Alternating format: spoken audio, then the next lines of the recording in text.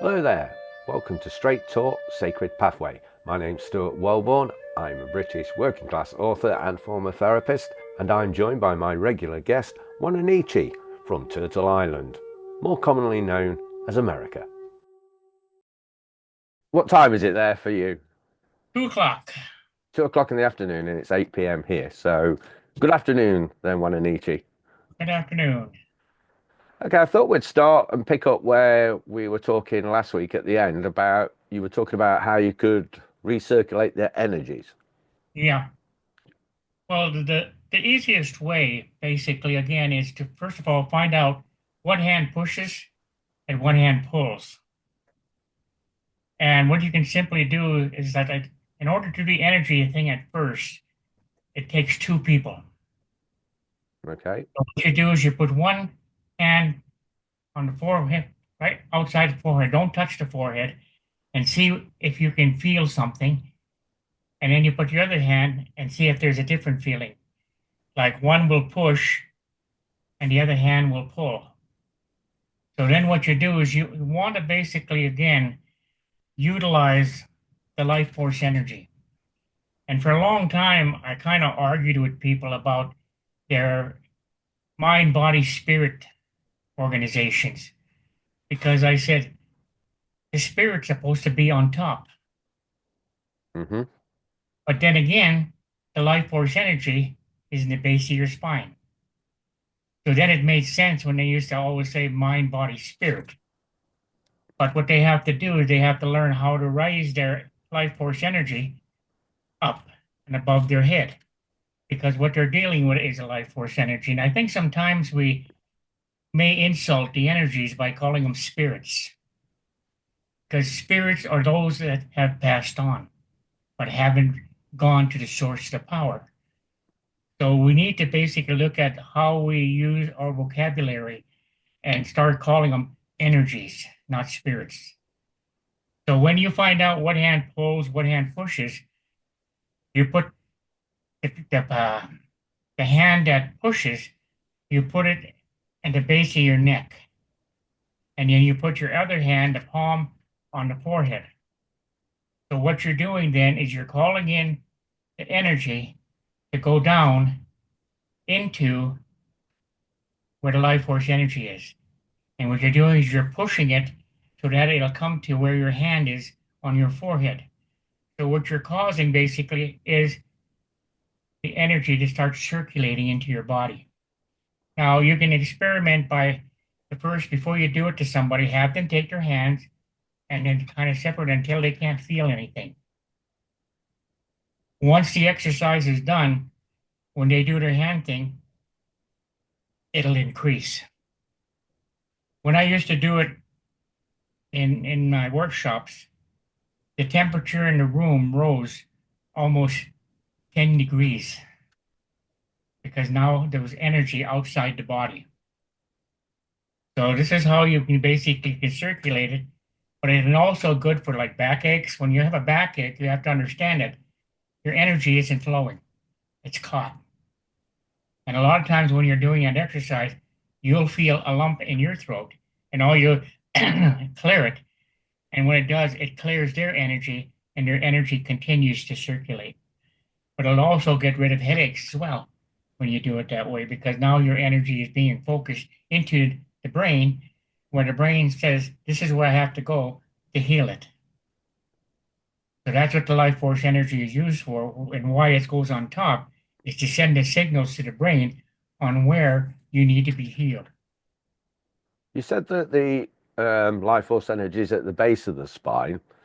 I was just wondering, why do you put your hand at the back of the neck then? Well, the first thing you have to do is bring the energy outside down into your own spine so that it increases enough that you can start having it circulate. So it just circulates naturally once you've got the hands in those positions. Yeah, and what you're doing is you're pushing down so that you're forcing the energy itself to focus and come in through the stomach up through the throat. And that's usually about 90% of the time when you get to the energy flowing, it'll get caught in the throat area. And all you simply do is, and it clears it and it goes into your hand and you start feeling heat in your hand. So then you start forcing that heat back down again until you're fully starting to circulate the energy itself. There's no way you can do this on your own then. It's a You two-person thing. can, you can, after you've done the exercise with another person several times, because then you can just close your eyes and you can do the ceremony in into the spirit. You can visualize it, and then it'll work. Yeah, as you were saying at the start there about the use of words like spirit, for example. So you prefer the term energies. Um, I believe, if I'm correct on this, that essentially the word for God is Great Spirit in indigenous people. Not really. When you sit there, you will always say creator. Or say, for instance, we say Oshimakila. This basically is great grandfather's spirit because the great grandfather's is a spirit, isn't Right. it? And at that time you elevate it into an energy because when we look at it, everything that we see, like we see a spirit, well, that means that person's energy has passed on, but it hasn't gone home. It's a spirit. And we have to start understanding that if we're dealing with the life force energy, say, they're alive. They're still walking below the earth, above the earth, upon the earth. So they're energy, they're alive. You don't like when you're walking, you see somebody that you know, oh, you're a spirit. No, he's real. So we have to watch out. Terminology, you got to remember that the religion, the churches that were started in religion, use key words to get people from connecting because they wanted control. They didn't want people to understand that they didn't have to go to people like for churches and stuff like that because they could just go outside and they were part of the what we call the earth church. But yet religion wanted control, and they're saying, my religion is greater than your religion. Just to get control of the people's souls. So they use terminology to control. Well, I can't disagree with that. Um, it's always struck me as strange that God is everywhere and everything, but you have to go into a small building to connect with him when or her, it, however you want to describe it, but God is everywhere, but they want you to go in a small building. That was always a bit odd for me, being brought up in, what's classed as a Christian country. Well, in some ways, when you look at religion, religion didn't invent God, but they basically describe God in their own way. Yeah. They didn't do it in the true way. Like when you look at the indigenous people, and I always tell them, yeah, we had a religion, but the head of our religion was the creator. And the creator basically sent out love. We were supposed to love people. But even when you look at the stories, like I was watching the story of David, I mean, it was almost like if you defied God, he became vengeful. And where was the love? So again, when you look at life, they utilize God in their own way and not in the way that they were supposed to. I mean, they say that the Son of God, Jesus, came to earth. What did he preach? Love. So what did they do? They crucified him. They put him on Hmm. a cross and nailed him, and then decided to interpret his way, and they became Christianity, which completely, almost 90% of it went against Jesus' message. Well, this is very true.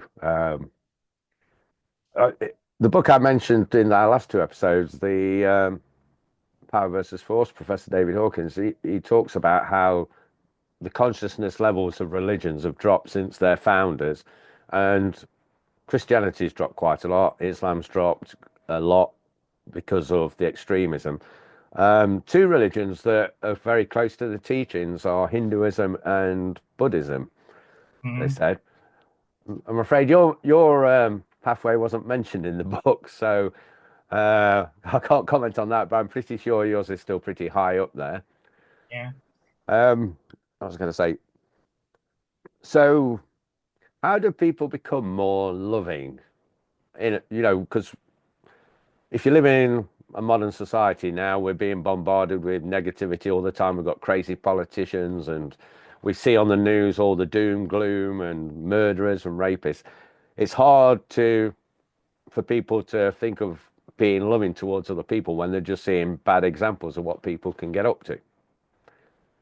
Well, the thing that has to happen is that they have to find their pathway. And I was just basically walking around and things were going in and out, in and out, in and out of me. And one of the things that came to light is the fact that when I first went to England, there were probably, I would say, no more than 1,000 Reiki healers. Now, when you look around in England, and how many Reiki healers do you have now?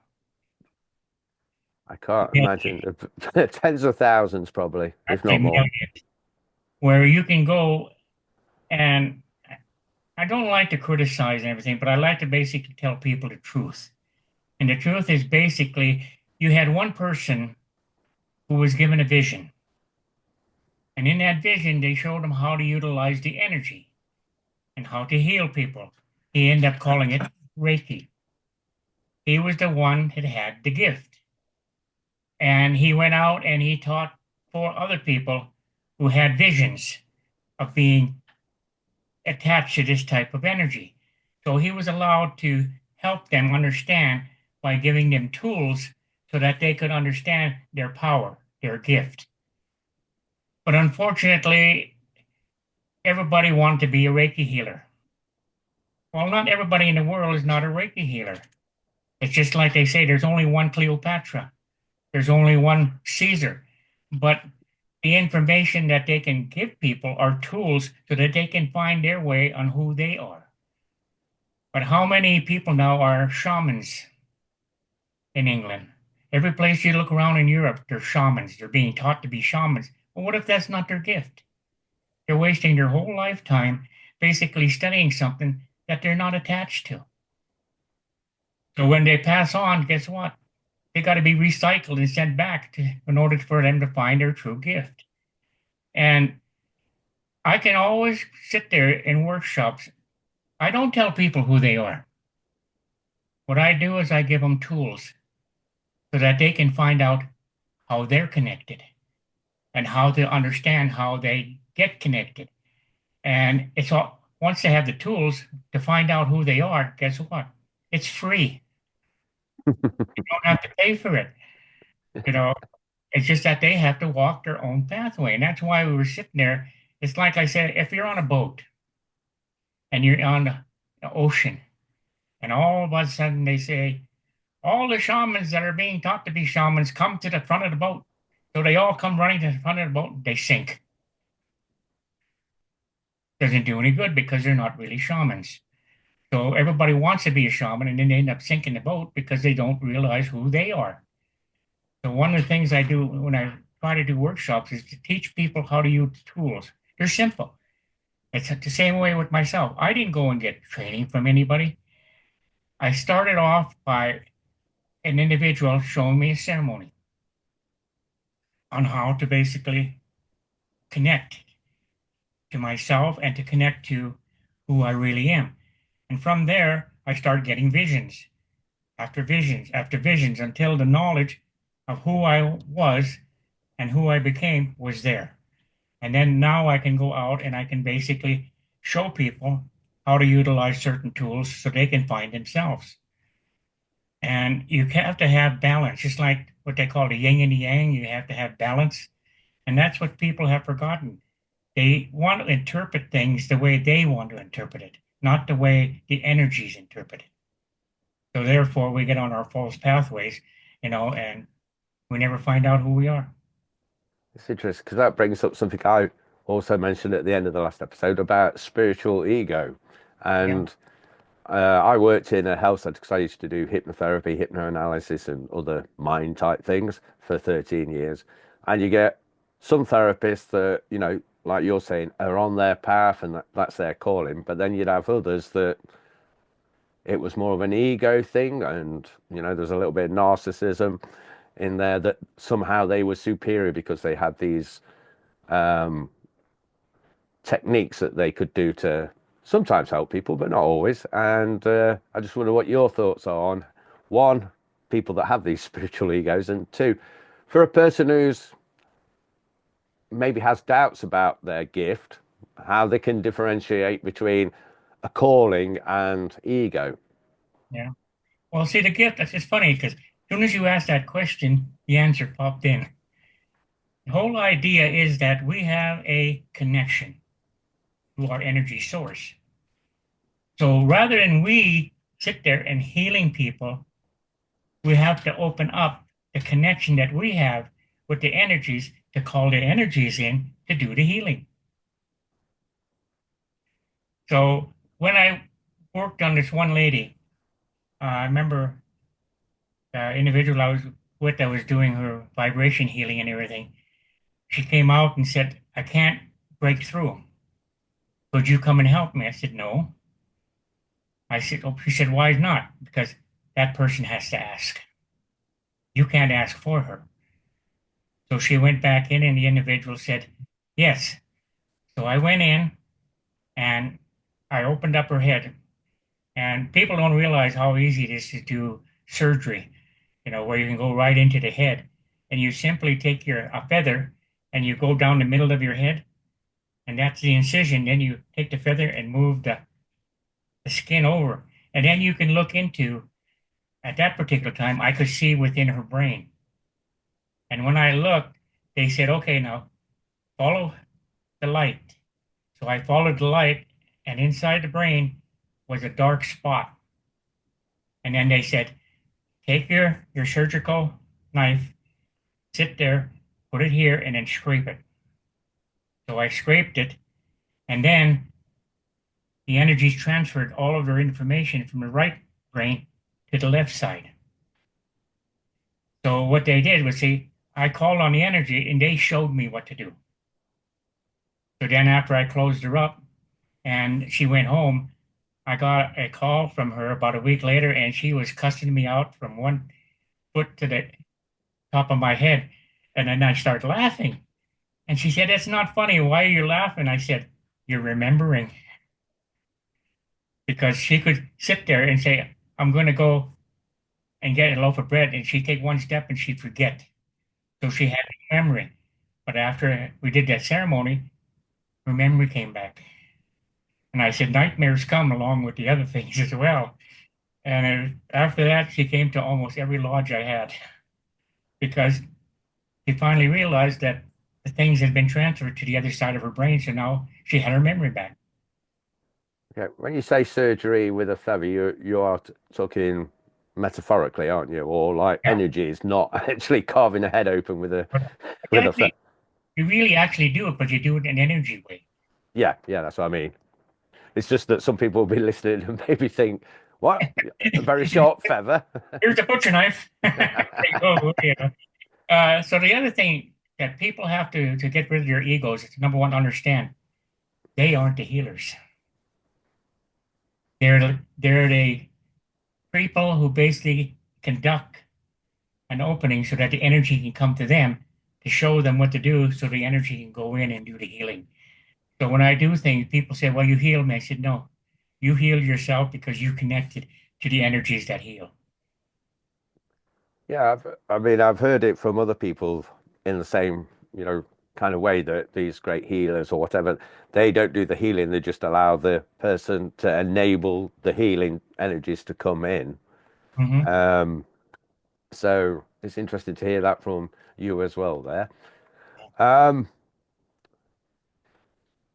Going back to spirits again, then, everybody, well, not everybody, but most people um,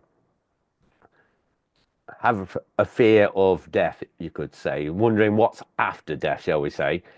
And I think you kind of touched on it a second ago. Is your kind of belief similar to reincarnation then? In some cases, what I call it not so much reincarnation, I call it recycling because you didn't learn to listen the first time you were here. So you're back again trying to find. And this past life stuff, people have to really start to understanding what past life is.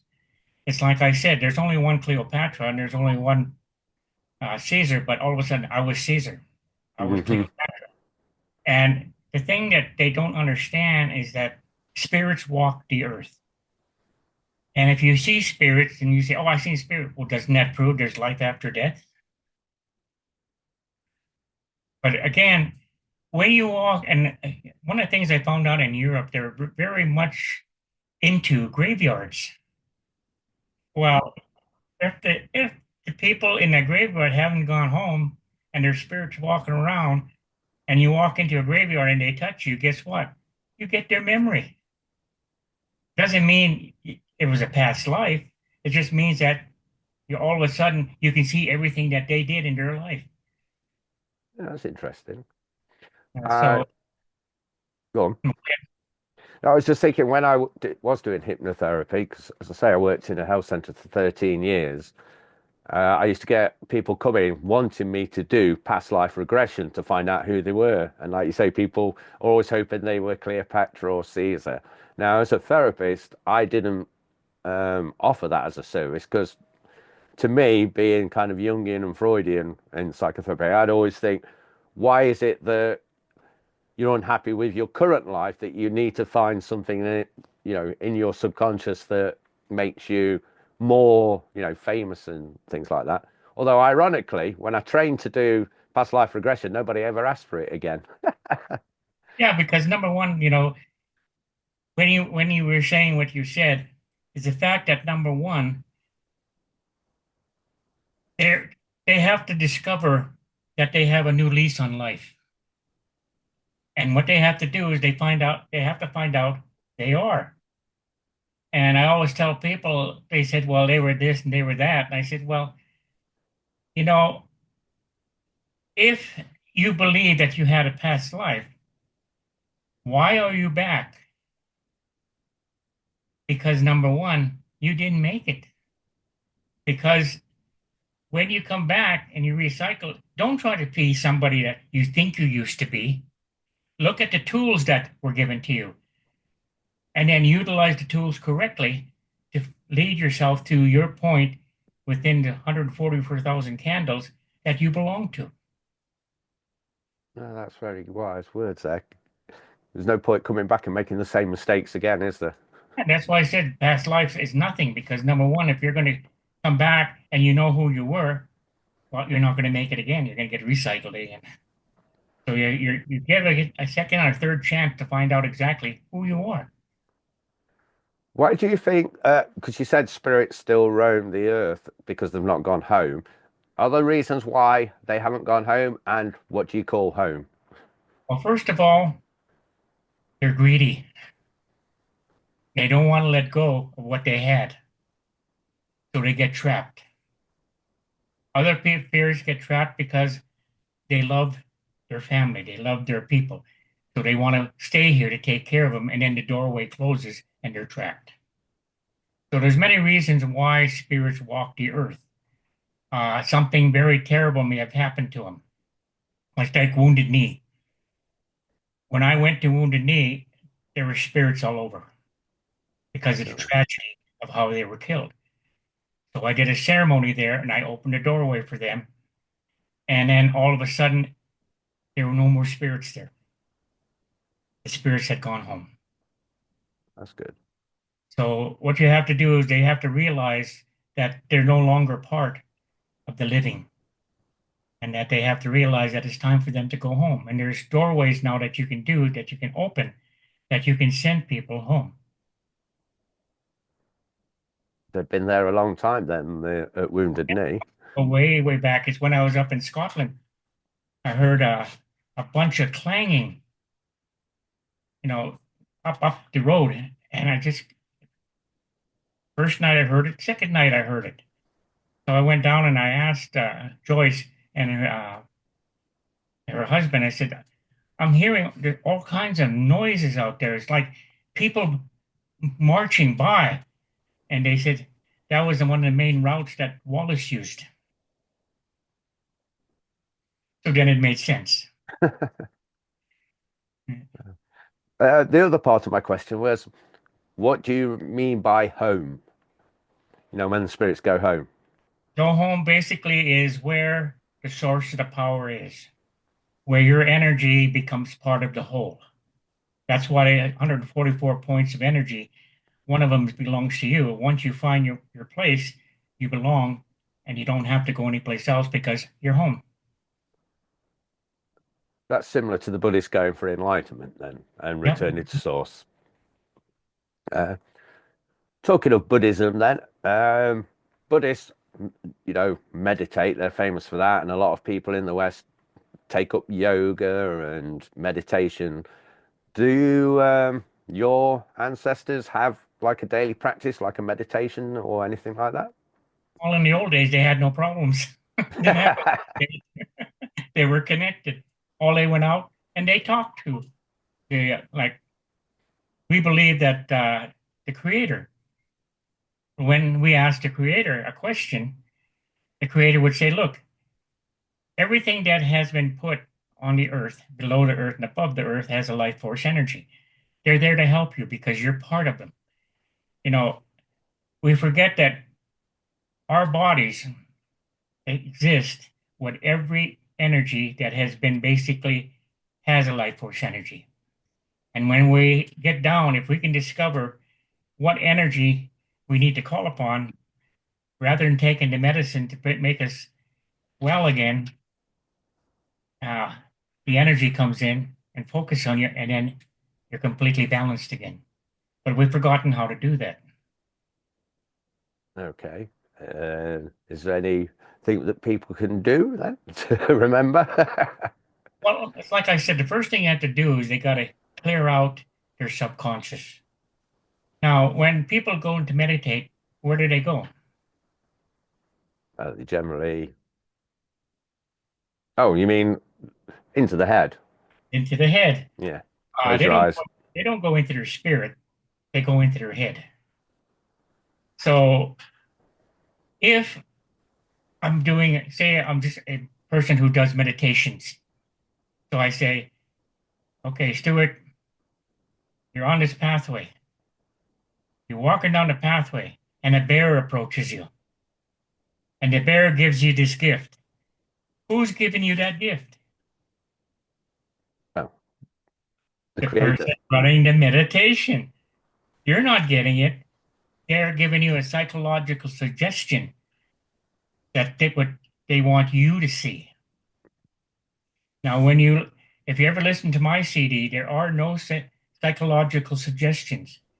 Whatever you see is coming from your subconscious.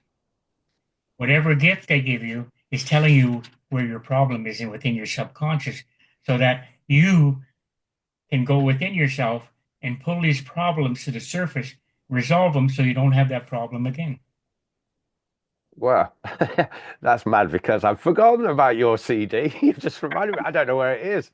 I'm gonna have to find that out now because Yeah. I moved house, didn't I, about no, 8 years ago, and all my CDs were packed away and stuff. And I only planned to live here for 1 year, so I never unpacked a lot of stuff. And here I am 8 years later. I'm gonna have to find that out.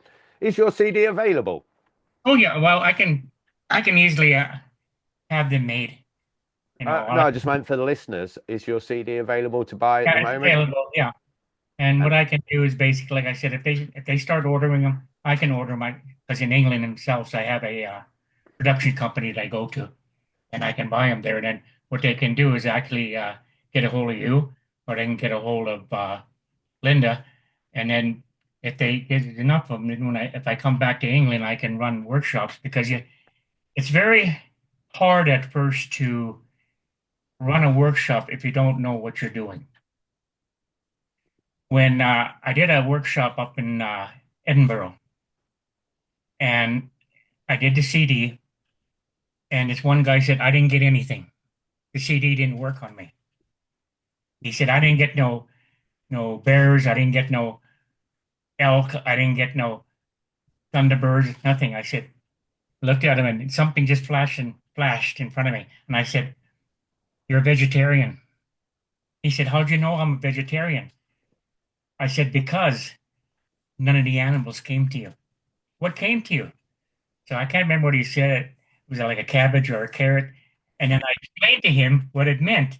And he said, "Oh my God, they did come to me." But everybody goes in there expecting something. And I always tell them, let the CD do the work. And they will take you to where you need to see certain things to take things out. And I used to love to do some of them because I used to have so much enlightenment. Uh, one day I was over in, I think it was Motherworth. I'm not sure what the exact name was, but I was doing one of the CDs, and all of a sudden I seen a light go into the head of one of the individuals, and he started crying. And everybody got, well, are you okay? I'm okay. I'm okay. They said, well, why are you crying? I finally got it. He goes, so everything, man, all of a sudden made sense to him. And that's why I said, the CD is not going to be instant for a lot of people. Sometimes it is, sometimes it isn't. So it's just got to keep going until it breaks through because the mind doesn't want to give up control. So you have to fight the mind until it finally breaks through and you have your journey. I can certainly attest to that. I I do struggle switching off the ego because of being analytical type of person. When I'm going through experiences, I do have that thing of, this is doing this now, and and as soon as you do that, what's actually happening just disappears, doesn't it? Because you're analyzing it and not letting it happen. What's the biggest mistake that people make when they're trying to interpret things? Go on. Like say you have a vision, all of a sudden, I think I know what it is. I think. Yeah, They don't feel what it is, they think. So then what they do is they go and they interpret it the way they wanted to interpret it, yeah. the way it was meant to be. And I always say, if you sit there and you don't know the answer, let it go. I said it could be a week, it could be a month. You're driving down the road or something, all of a sudden, bing, the bells go off, and all of a sudden you understand completely what the message was. So you don't rush them sometimes. You have to let the message come to you. Yes, that's like a lot of things from the unconscious. You know, if you want just a simple thing like, where's my keys, or who sang that song, and those kind of things. If you think about it for too long, you just get all knotted up and you don't find it, or you can't remember the name of the song. But let it go, and like you say, a little like later, it'll just come to you. Yeah, Whether that's from source or unconscious, I don't know. things will manifest. And like I came back from Korea and I had bought myself a real beautiful ring. And I really got attached to that ring. When I was got home, I started unpacking. Guess what? No ring. And I went through all my stuff 3 times, nothing. And I just sat there and I said, oh no, I lost it. I said, oh, well, it's gone. Forget about it. Let's do what I was doing. So I ended up starting to do some other things, and all of a sudden I happened to look down. There was the ring right by my knee. It would manifest, that basically once we stop looking for something, you can find it because our eyes are looking for something, but we don't see it, and it could be right in front of us. This is very true. I'm having a quick look at the time. We've got just over 5 minutes left before we run out of recording because we're still on the free Zoom. One of the things we have to basically really encourage people to do is that if they're listening to it, ask questions because I don't know the answer until they ask a question. It's funny because I feel that I do have a certain connection so that when people basically ask a question, the energies will whisper things into my ears and give me an answer. And sometimes their question gives me an answer that I've been searching for. And just like when Matthew was young, he used to sit there, and of course he used to come in the room, and I'd be sleeping. He'd turn on the light, and of course I'd wake up, and he said, "Oh, good, you're awake." And then he'd lie down, and we'd have a conversation. But in his conversation, sometimes the things that he was said would clarify my understanding of something. So it was always good to have those conversations. I know what you mean there because working as a therapist, sometimes clients, you know, people ask me to talk about certain things to do with mental health, but just coming up with something isn't straight away there. But if you come to me with a specific condition or something that you want to ask about to do with mental health, then, like you say, the answer will be there. And it's not something I overly have to think about. It's usually an intuitive type thing or an unconscious message that will come through and like, oh, that's where we're going. So I understand that. We've got a couple of minutes left. Your CD is not available to buy right now, then, is it not? All I have to do is call my Derek over in England, and he can order them, and they'll be there in about 3 days. Right.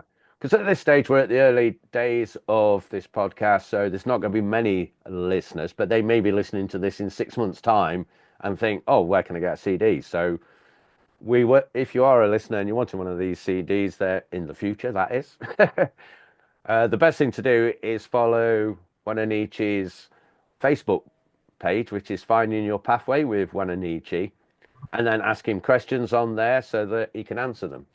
Yeah. What I can do too is all I have to do is give them a call, give them my credit card, and I can have them sent to you. Or Linda, or anyone. I'm just thinking, you never know. In 6 months' time, you may have 100,000 people listening to this podcast, and I don't want to be looking after 100,000 CDs. I think once people understand that it's out there, then they'll tell other people. The word of Yeah. mouth is unbelievably good. Well, talking to my mentor, he says that for your first 10 episodes, don't expect a lot of listening. It's after 10 that people start tuning in. So we will keep going, and they are fascinating. You've got a lot of interesting stuff to share. I do know one of your things is available now. That's your book. One of your books is available on Amazon, isn't it? Yeah, they charge one? way too much. They charge way too much for a book. Well, compared to the old days of where you had to go to a publisher. Well, I got a feeling too, like Derek is really good because he can actually find a place that will actually duplicate my books cheaper, since they're no longer really selling them from the Edison Sads. I could probably end up doing, redoing them, but I want to redo it the right way because there's some secrets I didn't expose in the White Eagle medicine cards. Yeah, you mentioned that in the last episode. I was on about, is it Great Grandfather Sky, the book? There's Great Grandfather Spirit. Spirit, that was it. I know, I saw that was still available on Amazon. If anybody wants to get it, they could get that. You still get some money from that, don't you? I don't know. They've I'm supposed to have some royalty checks in there, but they've never sent them to me. Right. Is there anything you finally want to say? Because we've got just over a minute left and then Zoom's going to kick us out. So any final words? It was really surprising because I went to a Mind Body Spirit festival, and about 4 people came up to me and they said, I read Great Grandfather Spirit, and it stopped me from committing suicide. Oh, wow. So I was just completely shocked. And I said, well, it's good to see you. Okay, we'll wrap up then for this week. We'll be back again next week. We record on a Monday, but the podcast comes out on a Thursday. So thank you for tuning in and listening. Yeah. And I hope you'll subscribe. We know we have one guy anyway, because he asked a question about energies that you answered. Oh, we've got more than one. Yeah. But it'll take time, but once the word gets out, then they'll be tuning in. Thank you for tuning in to the Straight Talk Sacred Pathway podcast. I hope you'll come back for our next episode next week. And if you've got any questions you'd like me to put to Wa-Na-Nee-Che, you can email me at stuart@realityresponsibility.com. Details should be in the description where you're listening to this podcast.